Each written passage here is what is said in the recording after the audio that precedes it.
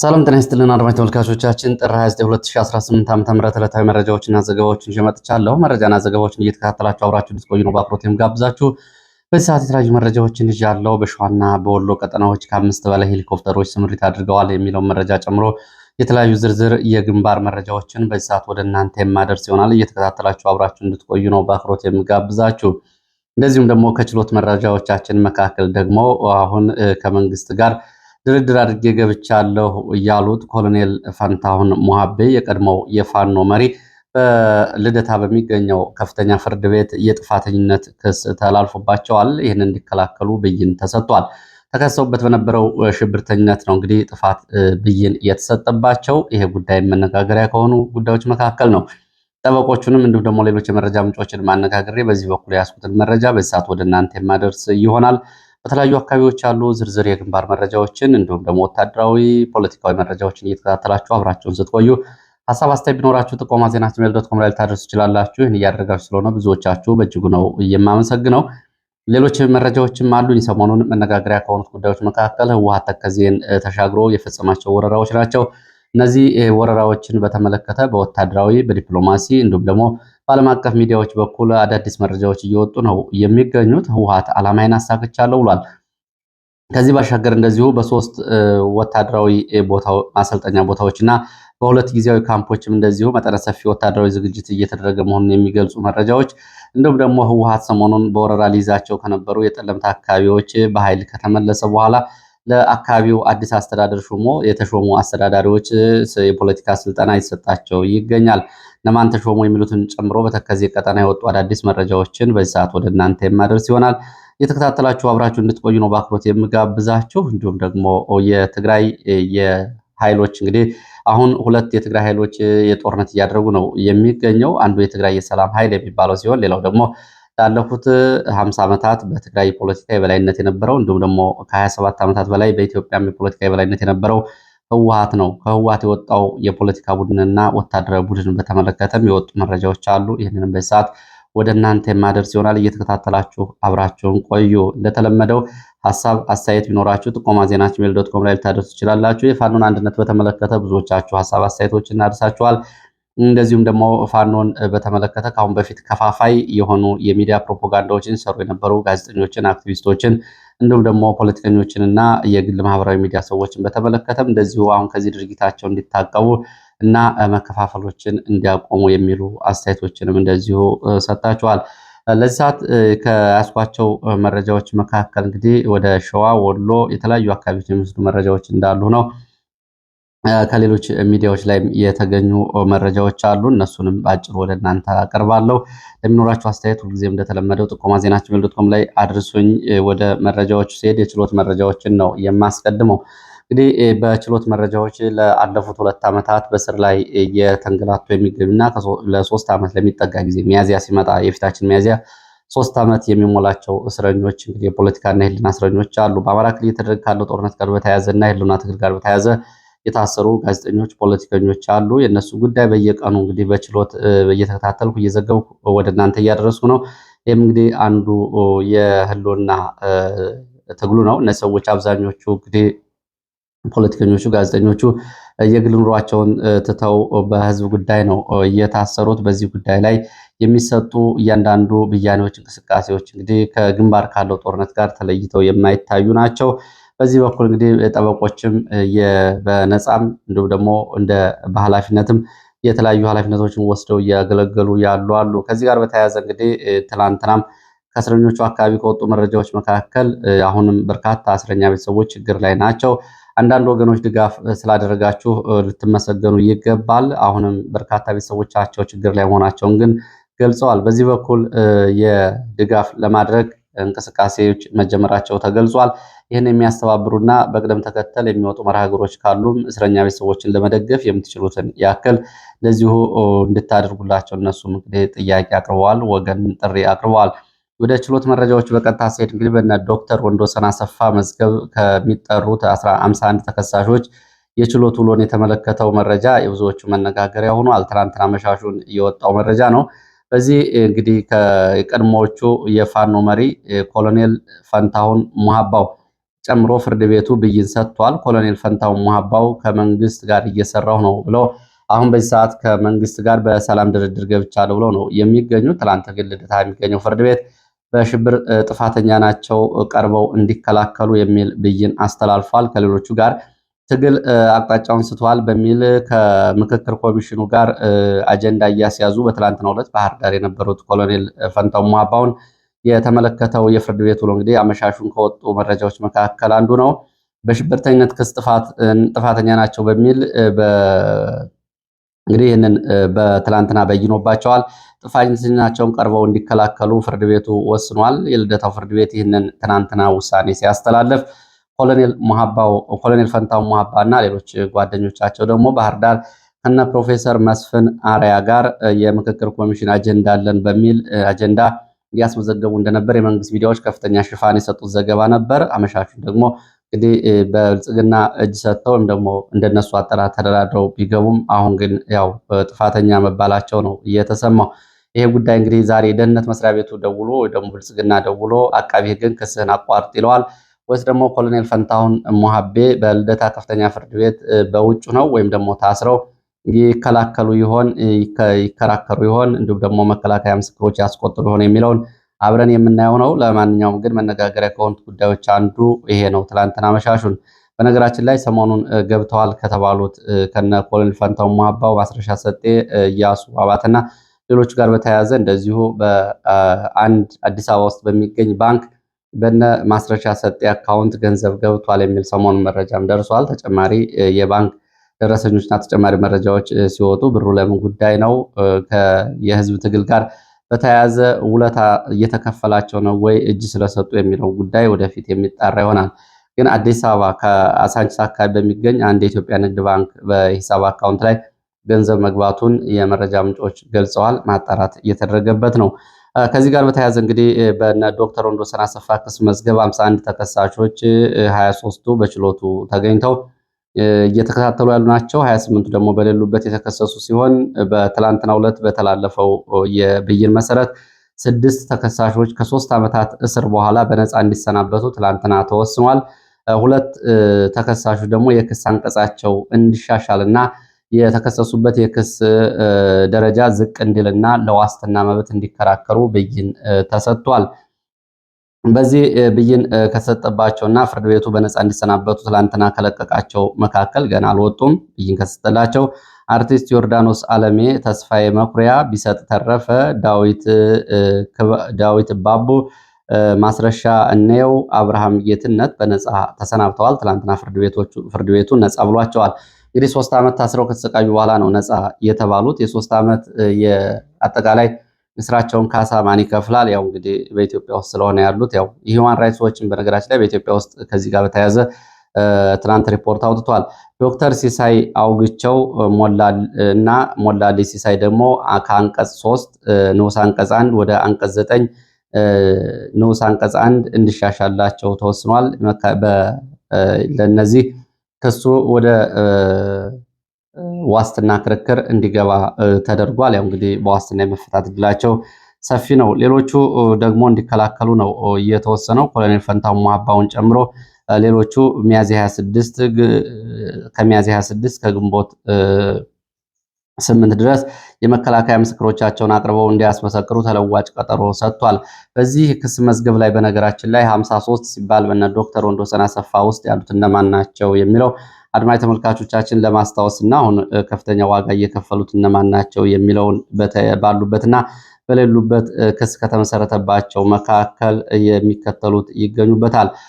ዶክተር ወንዶሰን አሰፋ፣ ጋዜጠኛ መስከረም አበራ፣ ዶክተር መሰረት ቀለመወርቅ። በነገራችን ላይ ይሄ ሰውዬ ደግሞ ከአውስትራሊያ መጥተው ነው እንግዲህ ለህዝብ በሚል አሁን ከፍተኛ ዋጋ እየከፈሉ ያሉት ከአውስትራሊያ ከሚኖሩበት ሀገር መጥተው ወደዚህ አካባቢ ከመጡ በኋላ አሁን በስር ላይ ይገኛሉ። ዶክተር ቀለመወርቅ 4ተኛ፣ ዶክተር ማረጉ ቢበይን 5ተኛ፣ ዶክተር ሲያውግቸው፣ ሄኖክ አዲሴ አሁን የፋኖ መሪ ነው። አለልኝ ምህረቱ የቀድሞው የበርካታ እስረኞች ጠበቃ የነበረው የህግ ባለሙያ፣ እሸቱ ጌትነት በሌለበት፣ ዳዊት በጋሻው ጋዜጠኛ፣ ገነት አስማማው ጋዜጠኛ፣ ጎበዜሳይ ጋዜጠኛ፣ ሙሉጌታ አንበርበር በሌለበት ጋዜጠኛ፣ ጌታቸው በየነ ጋዜጠኛ በሌለበት፣ ሰፈር መለሰ ፋኖ፣ ምሬ ወዳጆ ፋኖ በሌሉበት፣ መንበር አለሙ የተያዘ፣ ዶክተር ገብረ አለሙ እንደዚሁ ባሉበት፣ ዶክተር ዮርዳኖስ አለሜ፣ ታደሰ ፍቅሬ በሌሉበት፣ ተፈሪ መኮንን በሌሉበት፣ ተስፋዬ መኩሪያ በነገራችን ላይ የተፈሪ መኮንን ያው በድሮን ጥቃት ከተገደሉት ወገኖች መካከል አንዱ ናቸው። ተስፋዬ መኩሪያ እንግዲህ በእስር ላይ ከቆዩት መካከል ነው። ረዳት ውበቱ በሌሉበት የፖሊስ አባል ናቸው። ኮሎኔል ፈንታው መሀባው በሌሉበት አሁን ያው እጅ ሰጥተዋል። እንግዲህ የእሳቸው ጉዳይ መነጋገሪያ ነው። ሲሳይ መልካሙ እንዲሁ በለጠ አቤ በሌሉበት፣ አለባቸው ያስር በሌሉበት፣ በላይሁን ኃይለማርያም በሌሉበት፣ አብ አግማስ በሌሉበት፣ አብርሃም ፈንታ በሌሉበት፣ እዘዝ ሞላ በሌለበት፣ መታደል ጓደ በሌለበት፣ ኤፍሬም ጎበዜ በሌሉበት፣ አብራ ደስታ በሌሉበት፣ መለስ ባባይ በሌሉበት፣ ሀብታሙ አንላይ በሌሉበት፣ አባትነህ ለውዱ በሌሉበት፣ ይሄ ነው ታደሰ በሌለበት፣ አራጋው ታደሰ በሌለበት፣ ታደሰ ስመኝ በሌሉበት፣ ዮናስ ተሾመ በሌሉበት፣ ኃይለ ሚካኤል ባየ በሌሉበት፣ ቴዎድሮስ ጌታቸው በሌሉበት፣ ታደሰ ወዳጅ ነው አሁን እየተከራከሩ የሚገኙ፣ ሀብታሙ ዳኘ፣ ቢሰጥ ተረፈ፣ ዳዊት ባቡ፣ ማስረሻ ነው፣ ቴዎድሮስ ተሾመ፣ ሞላልኝ ሲሳይ፣ አብርሃም ጌትነትና አንደበት ተሻገር ይገኙበታል በዚህ ክስ መዝገብ። ሌላው እንደዚሁ በርካታ እስረኞች በአንድ መዝገብ ከተካተቱበት መካከል የሚገኘው የነ ዮሐንስ ቦያለው መዝገብ ነው። በነ ዮሐንስ ቦያለው መዝገብ እነ ዶክተር ካሳ ተሻገር እና ክርስቲያን ታደለ የምክር ቤት አባላትን ጨምሮ የሚገኙበት ክስ ነው። በዚህም እንግዲህ ያሉ ደግሞ ትላንትና ፍርድ ቤት ቀርበው ለየካቲት 11 ተለዋጭ ቀጠሮ ተሰጥቶባቸዋል። የካቲት 11 ቀርበው እንደዚሁ በቀረቡት የሰነድ አስተያየት ላይ ትላንትና በቀረበባቸው ክስ ላይ የሰነድ ምላሽ ጠበቆቻቸውና እነሱ እንዲሰጡ በታዘው መሰረት ይህን አቅርበዋል። በዚህ ላይ ብይን ለመስጠት ለየካቲት 11 ተለዋጭ ቀጠሮ ተሰጥቷል። ከዚህ ጋር በተያያዘ ዮሐንስ ቦያለው፣ ክርስቲያን ታደለ እና ዶክተር ካሳ ተሻገር የምክር ቤት አባላት ናቸው። በቅደም ተከተል የተወካዮች ምክር ቤት፣ የአዲስ አበባ ምክር ቤት እና የአማራ ክልል ምክር ቤት አባላት ናቸው። እነሱ ከክሳቸውን በተመለከተ የአለመከሰስ መብት አላቸው። የህዝብ እንደራሴ ስለሆኑ ይሄ የተነሳበት መንገድ አግባብ አይደለም፣ ፍርድ ቤቱ በዚህ በኩል ማስረጃና ቃለ ጉባኤ ያቅርብልን ብለው ጥያቄ ያቀረቡ ቢሆንም ይሄው ውድቅ ተደርጓል። ፍርድ ቤቱ የስነስርዓት ደንቡ አይፈቅድም በሚል ነው ይህን ውድቅ ያደረገው። በዚህ ወደ ሌሎች መረጃዎች አልፋለሁ። ወደ ሌሎች መረጃዎች ሳልፍ ወደ ቋራ ቀጠና የሚወስድን መረጃ ነው የማስከትለው። በቋራ ጋንግ በተባለ ቦታ በተደረገ ውጊያ ሰብአዊ፣ ቁሳዊና ወታደራዊ ኪሳራ ደርሷል። በኢትዮጵያ ሱዳን ድንበር አቅራቢያ ጋንግ በተባለ ቦታ በትላንትናው ዕለት ለሰዓታት በዘለቀ ውጊያ ጉዳት መድረሱ ታውቋል። ወደ ኢትዮ ሱዳን ድንበር አካባቢ መከላከያ ኃይል ካስጠጋ በኋላ በፋኖ አጸፋ ምላሽ ነው ጉዳት እየደረሰው። ካራማራ ተብሎ የሚጠራውን የፋኖ ክፍለ ጦር እንደዚሁ ቀጠናውን ለመቆጣጠርና ከበባ ውስጥ ለማስገባት የተደረገ እንቅስቃሴ እንደነበር ነው የታወቀው። በዚህ እንግዲህ ለ4 ሰዓታት የቆየ ውጊያ ተደርጓል። በሁለቱም በኩል የደረሰው ጉዳት ግን በዝርዝር አልታወቀም። ወደ ተከዜ ቀጠናዎች ስንሄድ በተከዜ ቀጠና እንግዲህ ሰሞኑን የአገር ውስጥና የውጭ ሚዲያዎችን ትኩረት ስቦ የነበረው የተከዜ ቀጠና ነው። በጠለምት፣ ምስራቅ ጠለምት፣ ምዕራብ ጠለምትና የማይጠብሪ ትይዩ ባሉ አካባቢዎች የህወሓት ታጣቂዎች የከፈቱትን ጥቃትና በአካባቢ የነበረውን ውጊያ በተመለከተ ከጠለምት ቀጠና ከወጡ መረጃዎች መካከል ህወሓት አካባቢውን ለቆ ወደ ትግራይ ከተሻገረ በኋላ የህወሓት ታጣቂ መልሶ ለማጥቃት የመደራጀት እያደረገ መሆኑን እና ለዚህ ደግሞ የታጣቂ የሚሊሻ የፖለቲካ አመራሮች ዝግጅትና ሹመት መሰጠቱም ታውቋል። በዚህ መሰረት እንግዲህ ለምስራቅ ጠለምት ነጋዱኛ የተባለ የህወሓት ሰው ሲሾም ለምዕራብ ጠለምት ደግሞ ካሱ አባይ የተባለ ሰው ተሹሟል። ለማይጠብሪ ከተማ ደግሞ በላይነህ መኮንን የተባለ ከንቲባ ሹመዋል። ይህንን ያደረጉት ትግራይ ሆነው ነው። እነዚህ የቆላ ተንቤና የአክሱም ተወላጅ የሆኑ የአካባቢ ሰዎች ተሹመዋል። እነሱ አሁን ወደፊት ሚሊሻ እና የህወሓትን ታጣቂ እየመሩ በሚደረገው ጦርነት ወደ አካባቢው እንዲገቡ ኦሪንቴሽን ወይም ደግሞ ግንዛቤ እና አቅጣጫ መመሪያ እየተሰጣቸው ነው። እነዚህ ሰዎች በህወሓት ሹመት ተሰጥቷቸው ካቢኔ አዋቅረው በቅርቡ ሰራዊት እየመሩ ወደ 3ቱም የጠለምት ቀጠናዎች እንዲዘምቱ ትዕዛዝ ተሰጥቷል። በዚህ መሰረት አዲገብሩ የሚባል ቦታ ነው እነዚህ ሹመት የተሰጣቸው የህወሓት ካድሬዎች ስልጠና እየወሰዱ ያሉት። የህወሓት ታጣቂዎች ደግሞ ደብረ አባይ፣ አዲገብሩ፣ ዛና፣ ህርሚ፣ ጉያ፣ አዴት፣ ተንቤን በተባሉ 5 ቦታዎች ላይ እንደዚሁ እንደገና ወታደራዊ ዝግጅት እያደረጉ ነው።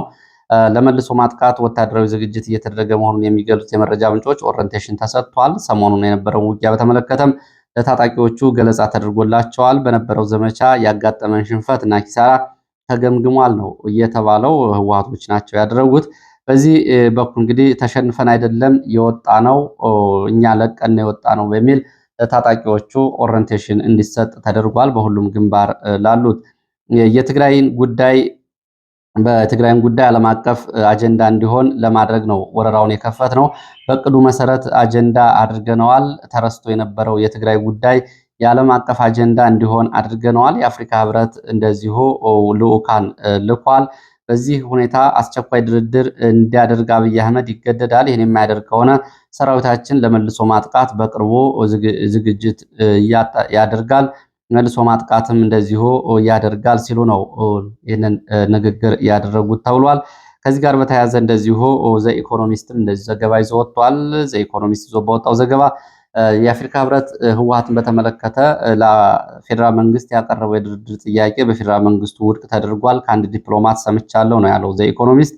ይሄ ውድቅ የተደረገው እንግዲህ አዲስ ህወሓቶች የነጌታቸውን ድርድር አንቀበልም፣ በአዲስ በራሳችን ሰዎች እንደራደራለን የሚል ያቀረቡት ጥያቄ አፍሪካ ህብረት ይህንን ለፌዴራል መንግስት አቅርቦ ነበር። አፍሪካ ህብረት በውስጥ ጉዳይ አትግባ የኛ ጉዳይ ነው በሚል የፌዴራል መንግስቱ ውድቅ አድርጎታል ሲል ዘኢኮኖሚስት ዘግቧል። ዘኢኮኖሚስት ጨምሮም ግዙፍ ሰራዊት ወደ ትግራይ አካባቢ እየተጠጋ መሆኑን እንደዚሁ በትግራይ አቅራቢያ ሰፍሯል የሚል ዘገባም ይዞ ወጥቷል። ይሄ ግን ተቃራኒ ነው። ከትግራይ አካባቢ ግዙፍ ሰራዊት እየሰፈረ ሳይሆን እንደውም ለትግራይ ነው በሚል በአንዳንድ አካባቢዎች ሰራዊት እየወጣ መሆኑን ነው መሬት ላይ ያሉ መረጃዎች የሚያሳዩት። ዘኢኮኖሚስት በዚህ በኩል እንግዲህ የመረጃ ምንጮቹ ትክክለኛ መረጃ አልነገሩትም። ከዚህ መካከል በኮረም ቀጠና የነበረው መከላከያና ፌዴራል ፖሊስ ካምፑን ለቆ ወጥቷል። በአንጻሩ እንደዚሁ በሌላ ግንባር በኩልም እንደዚሁ ተጠግቶ የነበረው ሰራዊት ወደኋላ እንዲመለስ ተደርጓል። ከዚህ በተቃራኒ የትግራይ የሰላም ኃይል የሚባለው በአፋርና በዋጅራት ቀጠና መጠጋት ሲያደርግ የመከላከያ ሰራዊቱ ግን አለማጣ የነበረውን ካምፖች ለቆ ነው የወጣው። ስለዚህ ኢኮኖሚስት በዚህ በኩል ያቀረበው ዘገባ እዚህ ግባ የሚባል አይደለም። ህወሓት ዳግም አሁን የሚቀሰቀሰው ጦርነት እጅግ አስፈሪ እንደሆነ እንደዚሁ ለኢኮኖሚስት የህወሓት ሰው መናገራቸውንም ዘኢኮኖሚስት ዘግቧል። በዚህ እንግዲህ የትግራይ እና የፌዴራል መንግስት ሁኔታ ውጥረቱና ዓለም አቀፍ መነጋገሪያነቱ ቀጥሏል። ሌላው በነገራችን ላይ የህወሓትን ጦርነት በሰሞኑን በተመለከተ ብዙ ሰዎች በዚህ የሚያገኙን የውጭ ሀገር ሰዎች ጭምር በኢትዮጵያ ዳግም ጦርነት ተቀሰቀሰ የሚል እኔ 3 ሰዎች ጠይቀውኛል፣ የአውሮፓ ሰዎች። ከዛም በፊት በአማራ ክልል እኮ ጦርነት የተደረገ 3 ዓመት አልፎታል የሚል ምላሽ ነግራቸው፣ ስለዚህኛው ብዙ መረጃ የሌላቸው መሆኑና ይሄኛው ጦርነት ግን በፍጥነት ለብዙ ሰዎች ጆሮ እየደረሰ ያለበት የዲፕሎማሲ የሚዲያ ግንኙነትና ፕሮፓጋንዳ ስራ በዚሁ እንግዲህ ትምህርት ሊወሰድበት የሚገባ ነው። በአማራ ክልል ከባድ ጦርነት የተደረገ እንደውም በኢትዮጵያ ታሪክ ታይቶ የማይታወቅ የድሮን ጥቃት መፈጸሙን የሚገልጹ መረጃዎች ቢኖሩም ብዙዎቹ ዲፕሎማቶች፣ የውጭ ሀገር ሰዎች ብዙ መረጃ የላቸውም። ለዚህም ነው እንግዲህ አብይ አህመድ ተጽዕኖ ውስጥ ያልገቡት ማለት ይቻላል። በህወሓት ጉዳይ ሲሆን እንግዲህ ከአፍሪካ ህብረት፣ ከአውሮፓ ህብረት፣ ከተባበሩት መንግስታት ድርጅት እስከ አሜሪካ ስቴት ዲፓርትመንት ድረስ ለጉዳዩ የተሰጠው ትኩረት ሲታይ በአማራ ክልል ያለው የዲፕሎማሲ ስራና እየደረሰ ያለውን ግፍና ሰቆቃ በማሳወቅ በኩል ያሉ ክፍተቶችን ደጋግሞ እንግዲህ ለማሰብ የሚያስችል ነው። የዋዜማ ሬዲዮ አንድ ዘገባ ይዞ ወጥቷል። ከትግራይ ጋር በተያያዘ ዋዜማ ሬዲዮ ይዞት በወጣው ዘገባ መሰረት ሀራ መሬት ወይም ደግሞ የትግራይ የሰላም ኃይል እየተባለ የሚጠራውን ታጣቂ በተመለከተ ዝርዝር ዘገባ ይዞ ወጥቷል። ማን ይመራዋል? ማን ይደግፈዋል? ለምን ዓላማ ይንቀሳቀሳል? የሚለውን ጭምር በዝርዝር ሀተታ ይዞ ወጥቷል። እሱኛውን ልታነቡ ትችላላችሁ። በዚህ ዘገባ ላይ ግን የስምረት ፓርቲና የዚህ ታጣቂ ኃይል ግንኙነትን በተመለከተ ጥያቄ የቀረበላቸው የቀድሞው የደቡባዊ ዞን የትግራይ አስተዳዳሪ የነበሩት አሁን የጌታቸው ረዳ ምክትል የሆኑት የስምረት ፓርቲ ምክትል ፕሬዚዳንት የሰጡት ምላሽ ግን ያው ክህደት የተሞላበት ስለሆነ እሱን ማረጋገጥና ማጋለጥ ያስፈልጋል። የደቡባዊ ዞን አስተዳዳሪ የነበሩት ሀብቱ ኪሮስ የስምረት ፓርቲ እና ይሄ ታጣቂ ኃይል ምንም ግንኙነት የላቸውም፣ በዓላማ ግን ዓላማቸውን እንደግፋለን የሚል ምላሽ ነው የሰጡት።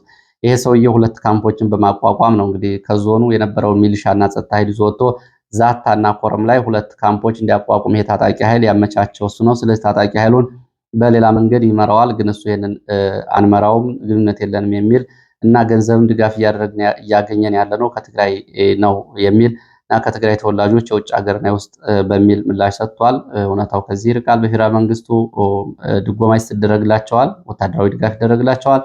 እንዲሁም ደግሞ ይህንን ታጣቂ የሚመሩት ፓርቲዎች ናቸው። እንደውም በጣም አደገኛ ልምድ የሚሆነው በኢትዮጵያ ውስጥ በሰላማዊ ፓርቲ ተመዝግቦ እንደነጌታቸው ረዳ አዲስ አበባ ቢሮ ከፍቶ ታጣቂ ኃይል ደግሞ በጎን በአፋር በዛታ እንዲሁም ደግሞ በጠለምትና በኮረም ቀጠናዎች ታጣቂ ኃይል ይዞ በትጥቅ ትግልም እንዲሁም ደግሞ የፖለቲካ ትግል ለማድረግ መንቀሳቀስ አደገኛ ልማድ ይሆናል። ለጊዜው እነ አብይ አህመድ ይህንን በተመለከተ የነ ደብረጽዮንን ቡድን ያዳክማል ብለው የታወት ጉዳይ ቢሆንም ግን በኢትዮጵያ ውስጥ የከተማና የጫካ ትግል የሚል ጥንድ ያለው ልማድ ግን ይዞ እየመጣ ነው። ይሄ በኢትዮጵያ ታሪክ ውስጥ እንግዲህ በተለይ የፓርቲ ፖለቲካና የትጥቅ ትግል ፖለቲካ በፍጹም መገናኘት የለበትም በሚል ምርጫ ቦርድ ቢደነግግም እውነታው ግን ከዚህ የራቀ ሆኖ ተገኝቷል። ወደ ደብረ ማርቆስ የሚወስድን መረጃ አስከትላለሁ። በደብረ ማርቆስ ፋኖ በፈጸመው ድንገተኛ ጥቃት የደብረ ማርቆስ አማራ ፖሊስ ዩኒቨርሲቲ ኮሌጅ አሰልጣኝ የሆነ የፖሊስ አባል መገደሉ ነው የታወቀው። ፋኖ በትላንትናው ዕለት ይህን መረጃ ይፋ አድርጓል። በዛሬው ዕለት ደግሞ ፖሊስ ኮሚሽን ይህንን ዋና ሳጅን ደብረ ማርቆስ ከተማ ውስጥ ከስራ ወደ ቤቱ ሲመለስ ጥቃት ተፈጽሞበት ህይወቱ እንዳለፈና በትላንትናው ዕለት በደብረ ማርቆስ ቅዱስ ጊዮርጊስ ቤተክርስቲያን ቀብሩ እንደተፈጸመ ገልጿል። የህይወት ታሪኩን በጻፈበት ወደ ግንባር መረጃው ሲሄድ ወደ ሞላሌ መንዝ የሚወስድን መረጃን የማስከትለው በሞላሌ መንዝ ባሽ ከተማ ዙሪያ በተደረገው ውጊያ ሰብአዊ፣ ቁሳዊና ወታደራዊ ኪሳራ ደርሷል። ባሽ ከተማን ለመያዝ በሁለት አቅጣጫ ከገባው የመከላከያ አየር ወለድ ኮማንዶ ጋር በፊት ለፊት ብርቱ ውጊያ ተደርጓል። በዚህ ውጊያ እንግዲህ ፋኖ ፊት ለፊት ከኮማንዶ ጋር ውጊያ ሲያደርግ እና ትንቅንቅ ሲያደርግ፣ በሌላ አቅጣጫ የሚሊሻና የአድማ ብተና ኃይል በመግባት በፋኖ ላይ ከጀርባ ጥቃት መፈጸሙንም እንደዚሁ መረጃዎች ጠቁመዋል። በሁለተኛ ግንባር ተከፍቶ ብርቱ ውጊያ ተደርጓል። በውጊያው በሚሊሻ በአየር ወለድና በአድማ ብተና ላይ በቁጥር ያልታወቀ ጉዳት ደርሷል። በፋኖ በኩል እንግዲህ የሻለቃ መሪ ምክትል መሪ ጨምሮ የተወሰኑ ፋኖዎች ጀብዱ ፈጽመው አልፈዋል የሚሉ መረጃዎች ናቸው እየወጡት። የስልክ አገልግሎት በዚህ ቀጠና በተለይ በይፋት ቀጠና ሙሉ በሙሉ ተቋርጧል። ከዚህ ጋር በተያያዘ የተከፈተ ዘመቻ ነው። ባሽ ከተማ ዙሪያ ዛሬ ረፋድም እንደዚሁ የሞርተርና የድሽቃ ተኩስ ይሰማል ነው እየተባለው በዚህ አካባቢ። በነገራችን ላይ ይሄኛው ዘመቻ እንግዲህ ስልክ ከማጥፋት ጋር በተያያዘ በፋኖ ዋና ዋና አዛዦች ላይም እንደዚሁ ያለመ ኦፕሬሽን እንደሆነ ከአካባቢ የወጡ መረጃዎች ያሳያሉ። በዚሁ በይፋት ቀጠና የፍራታ ግድም አጣየ ዙሪያ አርሶ አምባና ዘንቦ በተብሎ የሚጠራው አካባቢ የኦሮሞ ብሔረሰብ ዞን ሚሊሻና ታጣቂ በመደበኛ አየር ወለድ ኮማንዶ እየታገዘ ጥቃት ከፍቷል በአካባቢው አርሶ አደሮች ላይ። የአካባቢው አርሶ አደሮች ደግሞ ራሳቸውን ሲከላከሉ ፋኖ ናችሁ በሚል በአየር ወለድና በመከላከያ እንደዚሁ የከባድ መሳሪያ ድብደባና የዞኑ የሚሊሻና ታጣቂ ኃይል ለሚፈጽመው ወረራ ሽፋን እየተሰጠው እንደሆነ ነው የተገለጸው። በዚሁ ቀጠና ይፋት የስልክ አገልግሎት ተቋርጧል፣ በሄሊኮፕተር ኮማንዶ ተራግፏል የሚሉ መረጃዎችም ወጥተዋል። በትላንትናው ዕለት ሁለት ሄሊኮፕተሮች ኤፍራታ ግድም ወረዳ እና አፋር አቅራቢያ ኃይል አራግፈዋል። በምዕራብ ወሎም ያለው ሁኔታ እንደዚሁ የቀጠለ ዘመቻ ነው። በምዕራብ ወሎ ከተንታ እስከ ከላላ፣ ከመቅደላ እስከ ከላላ፣ ከወግዲ ድረስ ባሉት አካባቢዎች መካናይዝድ የታገዘ ዘመቻ የተደረገ ነው። በወግዲ ግንባር ጫቀታ፣ ጎረንጂ፣ ሶኮሮ፣ ምድር ገቢያ፣ ሸመኔ በተደረጉ ውጊያዎች የኮማንዶ አባላት የእግረኛ እንዲሁም ደግሞ የሚሊሻ አባላት ጉዳት አስተናግደዋል። በፋኖ በኩል የደረሰ ጉዳት አልታወቀም። በዚህ አካባቢ የፋኖ ይዞታዎች ናቸው በሚል ዛሬም ወደ አካባቢው ተጨማሪ መካናይዝድ እየሄደ ነው። ደሴ ሆስፒታልን ጨምሮ በዛ አካባቢ የሚገኙ ሆስፒታሎች በአምቡላንሶች ቁስለኞች ወደ ሆስፒታሎች እያመላለሱ ነው። ምዕራብ ወሎ ያለው ዘመቻ ቀጥሏል። ዛሬ ተጨማሪ ኃይል ከደሴ እግረኛና መካናይዝድ በተሽከርካሪዎች መንቀሳቀሱ ተገልጿል። በዚህ እንግዲህ በተዋጊ ሄሊኮፕተሮችን ስምሪት በተመለከተ በሸዋና በወሎ ቀጠና ትናንትና የተዋጊ ሄሊኮፕተሮች ስምሪት ተደርጓል። በትናንትናው ዕለት በሸዋና ወሎ ቀጠናዎች የሄሊኮፕተሮች በረራ አድርገዋል። ከኮምቦልቻ ወደ ምዕራብ ወሎ ወደ ወግዴ ሁለት ጊዜ ሄሊኮፕተሮች በረራ አድርገዋል። ከምዕራብ ወሎ ወደ አዲስ አበባ ተመሳሳይ የሄሊኮፕተሮች ስምሪት ታይቷል። ከአፋር እና ከአዲስ አበባም እንደዚሁ ወደ ይፋት ቀጠና ሄሊኮፕተሮች በረራ አድርገዋል።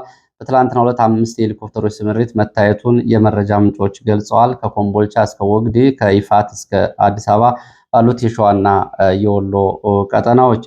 ሌላው እንደዚሁ ብርቱ ውጊያ የተደረገባቸው አካባቢዎች አንዱ የመርሳ ቀጠና ነው። ከውጫሌ፣ ከወረባቦ፣ ከተውለደሬ ቀጠና ከአምባሰል ማለት ነው የተንቀሳቀሰ ኃይል ጋር በተደረገው ውጊያ ሰብአዊ፣ ቁሳዊና ወታደራዊ ኪሳራ ደርሷል። የፋኖን ይዞታ ለማጥቃት በሚል በአራት አቅጣጫዎች ከአራት ወረዳዎች መካናይዝድ አድማ ብተና ሚሊሻ ጋር ብርቱ ውጊያ ተደርጓል። ከውጫሌ አምባሰል፣ ከወረባቦ እንዲሁም ደግሞ ከሀብሩና ከተውለደሬ ከሶስት ወረዳ እየተንቀሳቀሰ ኃይል ጋር ነው ውጊያ የተደረገው። ውጊያው በተለይ ከጊራና ሸለቆ ወደ ጉባ፣ ከጉቢስ ወረባቦ ወደ ኮለቦ ሀብሩ፣ ከሀብሩ ተውለደሬ፣ ከጭስ አባሊማ ከአምባሰል ወደ ሶልኮ ተውለደሬ፣ ከፋጂ ሀብሩ ወደ ሶልኮ ተውለደሬ በኩታ ገጠም በሌሊት ከተንቀሳቀሰ ኃይል ጋር ነው ውጊያ የተደረገው። እንግዲህ በዚህ ውጊያ የደረሰው ጉዳት በዝርዝር አልታወቀም። ውጊያው ለሰዓታት የቆየ እንደሆነ ነው የታወቀው። ከዚህ ባሻገር ሲልኮ ተብሎ በሚጠራው አካባቢ በውጊያ ከተደረገ በኋላ የመከላከያ አድማ ብተናና ሚሊሻ በአካባቢው ቤት ለቤት እየገቡ ወጣቶችን ወደ ሐይቅ ተሁለደሬ ወስደዋል።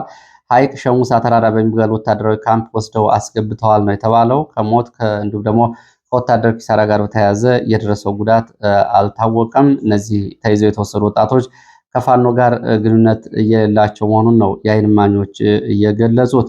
ወደ ሌላ መረጃ ስናልፍ ወደ ኢትዮጵያን የተመለከተ ሁማን ራይትስ ዎች ባወጣው ሪፖርት በኢትዮጵያ ውስጥ የተፈጸሙ ኢሰብአዊ ድርጊቶችን እና እየተፈጸሙ ያሉ ኢሰብአዊ ድርጊቶችን በተመለከተ ተጠያቂነትን ማስፈን እጅግ ከባድ ሆኗል ብሏል። የሁማን ራይትስ ዎች ዓለም አቀፉ የመብት ተከራካሪ ድርጅት በኢትዮጵያ ውስጥ የሲቪክ ማህበራት በጋዜጠኞች ላይ፣ በፖለቲከኞች ላይ፣ በንጹሐን ላይ የሚደርሱ ጥቃቶችን በድሮን መንግስት በሚፈጽማቸው ጥቃቶች በአማራ ክልል የደረሱ ጉዳቶችን ጨምሮ አሁን እየደረሱ ያሉ ጉዳቶችን በህግ ተጠያቂ ለማድረግ የሚመለከታቸውን አካላት አልተቻለም። ዓለም አቀፍ ማህበረሰቡ ትብብር ሊያደርግ ይገባል ብሏል። በዚህ በኩል እንግዲህ ከአሁን በፊት በኢትዮጵያ ውስጥ ከህወሓት ጦርነት ጀምሮ እስካሁን ድረስ በባለስልጣናት፣ በወታደራዊ አዛዦች፣ በፖለቲከኞች ለተፈጸሙ ግፍና ሰቆቃዎች እስካሁን አንድም ተጠያቂ የሆነ አካል የለም። ይሄ የሲቪክ ምህዳሩንም በኢትዮጵያ ውስጥ ሙሉ በሙሉ አጨልሞታል፣ ተስፋ የለውም ብሏል ሂውማን ራይትስ ዎች። በኢትዮጵያ ውስጥ የሲቪክ ማህበር ሆኖ የመንቀሳቀስ ጉዳይ አክትሞለታል የሚል ይዘት ያለው መግለጫ ነው የሰጠው። ሌላው ደግሞ ሌላ አሳዛኝ መረጃ በየመን የኢትዮጵያ ኦርቶዶክስ ተዋሕዶ ቤተክርስቲያን መዘረፉና መዘጋቱ ተገልጿል። በየመን ዋና ከተማ ሰና የሚገኘው የኢትዮጵያ ኦርቶዶክስ ተዋሕዶ ቤተክርስቲያን ቅዱስ ጊዮርጊስ ቤተክርስቲያን በሁቲ ባለስልጣናት ቤተክርስቲያኑ እንዲዘረፍና እንዲዘጋ ተደርጓል። በቀድሞው የባህር ኃይል አባላት የተመሰረተው ይሄ ቤተክርስቲያን በአካባቢው ከሃይማኖታዊና መንፈሳዊ አገልግሎት ባሻገር በአካባቢው ጭምር የተወለዱ ኢትዮጵያውያን፣ ሙስሊም ኢትዮጵያውያን ታዳጊ ህጻናት ጭምር የአማርኛ ቋንቋ የሚማሩበት ማዕከል ነበር። እንግዲህ እነዚህ ሁቲ አማጺዎች የዘጉትን ቤተክርስቲያንና የዘረፉትን ቤተክርስቲያን በተመለከተ በዲፕሎማሲው በኩል ምን ተሰርቶ ማስተካከያ ይደረግ ይሆን የሚለውን አብረን የምናየው ሲሆን ከየመን አንጻር የኢትዮጵያና የአረብ ኤሚሬትስ የእስራኤል አቋም ተመሳሳይ ሲሆን አሁን ሁቲዎቹ ደግሞ በአመዛኙ በሳውዲ አረቢያ የሚደገፉት ስለሆኑ እነሱ ደግሞ ከኢትዮጵያ በተቃራኒ ነው ያሉት። እነዚህ መረጃዎች ናቸው ለዚህ ሰዓት ያሉት። ስለተከታተላችሁ በእጅጉ አመሰግናለሁ። በሌላ ተመሳሳይ መርሃ ግብር እንገናኛለን። መልካም ጊዜ